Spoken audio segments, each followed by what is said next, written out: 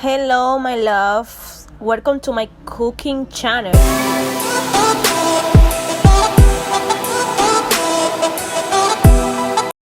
Today, we'll be preparing a gourmet dish, but at home, super cheap with many homemade ingredients.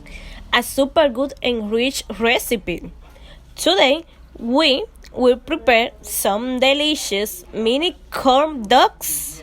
So, I invite you to stay and help us to prepare this delicious dish. You can also use my recipe.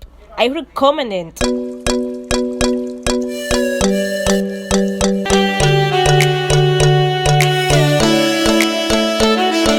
We make the mixture as if we were to make pancake. First, we pour 1 cup on pancake flour, 1 egg, and 3/4 cup of milk.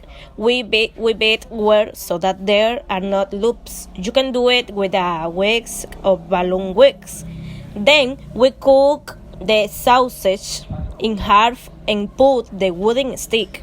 In a large container, we add enough oil to cover them. In a cup or glass, add the pancake mix. Next, we put the sausages and remove the excess. Once the oil is heated, we lower the heat and put the flag.